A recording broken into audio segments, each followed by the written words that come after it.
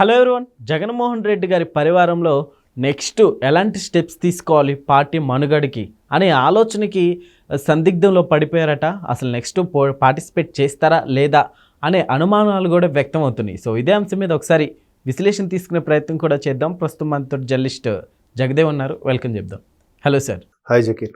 Sir, ఏంటి sir, ఎలాంటి ఆలోచన తీసుకోవాలో తెలియక పార్టీ ముందుకు ఎలా తీసుకెళ్లాలో తెలియకుండిపోయారని వార్తలు వస్తున్నాయి, ఏంటంటారు? ఇది నేను చాలా సందర్భాల్లో కూడా మనం డిస్కస్ చేసుకున్నాం దీని మీద. అంటే నాయకుడు అనేవాడు ముందు తాను నడిచి తర్వాత నడిపించాలి. కొన్ని వందల వేల మందికి, లక్షల మందికి మార్గదర్శకుడిగా ఉండాలి. అంతేగాని నేమ్ చూసో, ఫేమ్ చూసో, లేదంటే ఆస్తిపాస్తులు చూసో, తన వెనుకున్న నేర చరిత్ర చూసో జనాలు రారు.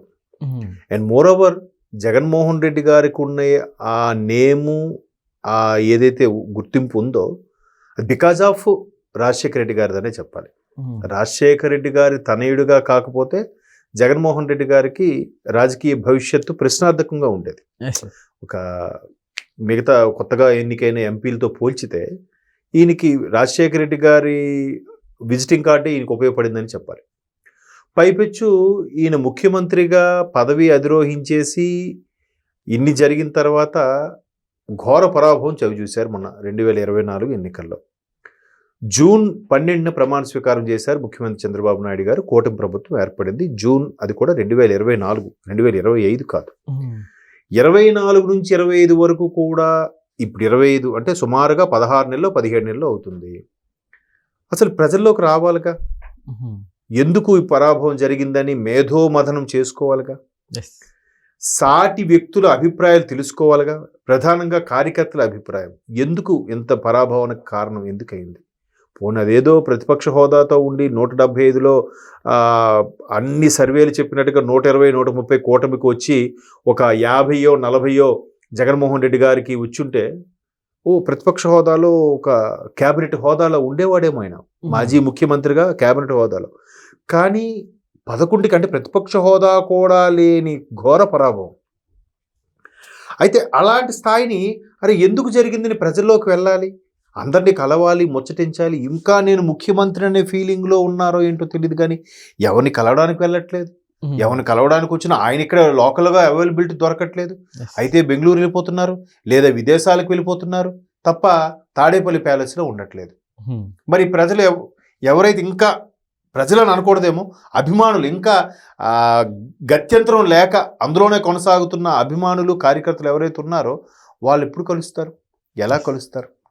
సో ఈ అంశం ఎందుకు తెర మీదకి వచ్చిందంటే, రీసెంట్గా ఆయన బెంగళూరుకి, విజయవాడకి ఎయిర్పోర్ట్లో తిరుగుతున్నప్పుడు గన్నవరం ఎయిర్పోర్ట్కి పట్టుమని 50 మంది కూడా లేరంట.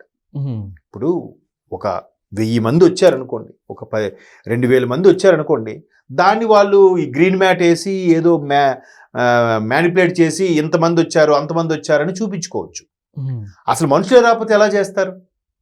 పైగా ఎప్పుడు ఎవరు చేయడానికి వస్తే, యాక్ట్ చేయడానికి వస్తే వెంటనే కెమెరాలు 3 వైపుల నుంచి పెట్టి చూపించడం అనేది ఆనవాయితీగా నడుస్తుంది. సార్, ఇదే విధంగా పార్టీ ఉంటే నెక్స్ట్ ఎలక్షన్స్ అసలుకి పోటీ చేస్తుందంటారా? అదే మరి, అది వాళ్ళు గుడిమే చేసుకుని మాట్లాడుకోవాలి. ఎందుకంటే ఇప్పుడు జూన్ 2024 జూన్లో ప్రమాణ స్వీకారం చేశారు ముఖ్యమంత్రి చంద్రబాబు నాయుడు గారు. తర్వాత కూటమి ప్రభుత్వం కొనసాగుతుంది. ఆయన దసరా నుంచి ప్రజల్లోకి వస్తాను, ఈ అక్క చెల్లెళ్ళు, అన్నదమ్ముల అభిమానం ఏమైందో నాకు అర్థం కావట్లేదు అన్నట్టుగా ఒక స్టేట్మెంట్ ఇచ్చారు. దసరా అయిపోయింది, ఆయన ప్రజల్లోకి రాలే. తర్వాత క్రిస్మస్, దివాళీ తర్వాత ఇప్పుడు వస్తానన్నారు, అప్పుడు రాలే. క్రిస్మస్ ఉంది, తర్వాత సంక్రాంతి ఉంది, అవదు. సంక్రాంతి కాదు, జనవరి ఎండింగ్ నుంచి ప్రజల్లోకి వెళ్తాను, అసలు ఏం జరిగిందో తెలుసుకుంటాను అన్నారు, అప్పుడు రాలే. 2020 జనవరి, మళ్ళీ ఉగాది, ఇలాగే. అంటే ఏదైతే ఆయన ప్రభుత్వంలో ఉన్నప్పుడు క్యాపిటల్ని విశాఖ నుంచి పరిపాలిస్తానని డ్రాగ్ చేసుకుంటూ వచ్చాడు ఆయన 2020, 21, 22, 23 ఇలాగ డ్రాగ్ చేసి వచ్చాడో, ఇప్పుడు కూడా అలాగే డ్రాగ్ చేస్తే అధికారం లేదు కదా, ఎవరు వస్తారు కదా. సో పైపెచ్చు నాయకులు కూడా, ప్రధానమైన నాయకులు ఎవరు కనబడట్లేదు. ఇంతకుముందు ప్రభుత్వం ఉన్నప్పుడు నోరేసుకొని పడిపోయే చాలామంది, అంటే రాజకీయాలు నడిపించడం చేత కాని వాళ్ళు, రాజకీయాలలో ఒక గౌరవం, పద్ధతి ఉంటుంది, అంత పాలు వరకే మాట్లాడాలి, మితిమీరి ఓవర్ డోసేజ్తో మాట్లాడితే మనకు భవిష్యత్తు ఉండదనే ఇంకిత జ్ఞానం లేని వాళ్ళు కూడా చాలామంది గత 5 ఏళ్ళు విచ్చలవిడిగా నోటుకొచ్చినట్టు మాట్లాడారు. ఆ మాట్లాడిన వాళ్ళు ఇప్పుడు రావచ్చు కదా. ఎవరు అండ చూసి అయితే మాట్లాడారో ఆయనకి అండగా నిలబడాలిగా. అవును, ఆయన రావట్లేదు. అంటే చాలా ఎగ్జాంపుల్స్ ఉన్నాయి దీని మీద. ఇప్పుడు ప్రజలు వెన్నుపోటు పొడిచారు అనేలాగా తీసుకెళ్లారు జనాలకు. ప్రజలు ఎందుకు వెన్నుపోటు పొడుస్తారు?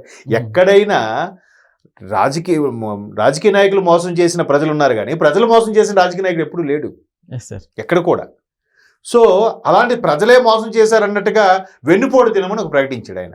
ఎప్పుడు 2025 జూన్ 6th వెన్నుపోటు దినం అంట.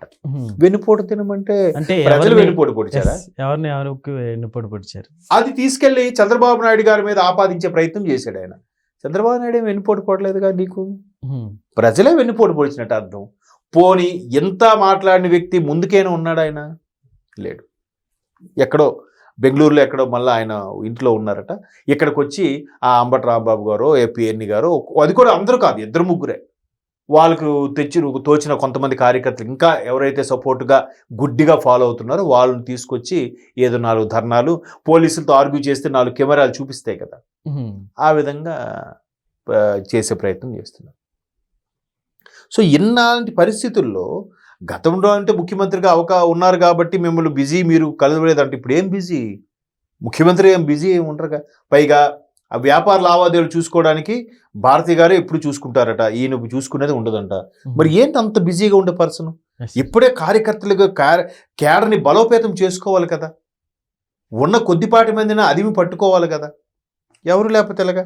ఇప్పుడు ఆ గన్నవరం ఎయిర్పోర్ట్కి ఆయన బెంగళూరు వెళ్తున్నప్పుడు ఒక మాజీ ఎమ్మెల్యే ఎవరు వల్లంనేని వంశీ గారు, అలాగే వచ్చిన అభిమానుల కన్నా పోలీసులు బందోబస్తు ఎక్కువ ఉందంట. మరి ఎక్కడో ఆయనకు ఆదరణ ఉన్నట్టుగా.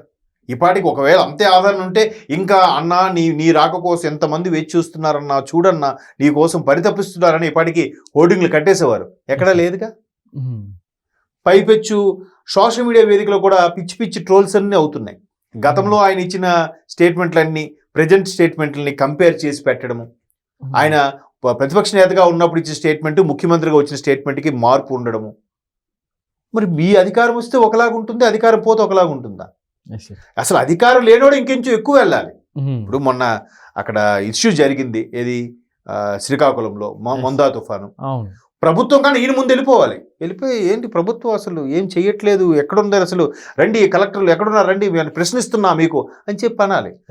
అంతా అయిపోయాక 8 రోజులు 9 రోజుల తర్వాత వచ్చాడు ఆయన. వచ్చి ఏంటి రైతులను పట్టించుకోవట్లేదంటే జనాలు అంత ఎర్రిపప్పలా? ఎవరండి మీకు సలహా ఇస్తున్నది? ఎవరండి మీకు సజెస్ట్ చేస్తున్నది? చిన్న లాజిక్ కదా. మనకన్నా ముందాడు వెళ్ళిపోతే వాడికి పేరు వచ్చేస్తుంది ఏమన్నా తాపత్రయమని ఉండాలి కదా. ఏం కాదు, నాకు ఇప్పటికి అదే పేరుంది, నా పేరు పెట్టి నా బొమ్మ పెట్టి కుక్కర్ నిలబడినా గెలిచేస్తుంది అని ఇంకా అదే కళలో బతికితే, కళలో రియాలిటీలోకి రావట్లేదని అనిపిస్తుంది. మేబీ అందువల్ల కూడా ప్రజలు ఎంతవరకైనా మిత్రులైనా ప్రజలైనా కార్యకర్తలు ఎంతమందికి చెప్తారు తర్వాత ఆడ కర్మను ఆడిపోతాడు, వదిలేరా అని చెప్పి సైడ్ అయిపోతారు. అంతే కదా. ఇంట్లో వాడు ఒకడు రోజు తాగి వస్తున్నాడంటే వాడికే తల్లిదండ్రులు చెప్పలేక విసిగిపోయి పోతే పోతాడు, ఎవడి కర్మకి ఎవడు బాధ్యుడే అని వదిలేసే రోజుల్లో ఇంకా కార్యకర్తలు నాయకులు మేము పట్టుకొని ఎందుకు వేలాడతారు? అది అర్థం చేసుకోవాలి కదా. ఇంకా మరి ఏంటో ఆ ధైర్యము, ఏంటో అదేమో అర్థం అవ్వట్లేదు. లేదా ఇవన్నీ కాదు, అరెస్ట్ అయిపోయి వెళ్ళిపోతే పార్టీయే ఉండదని అనుకుంటున్నారో మరి చూడాలి రాబోయే రోజులు ఏం జరుగుతుందని. Okay sir, thank you.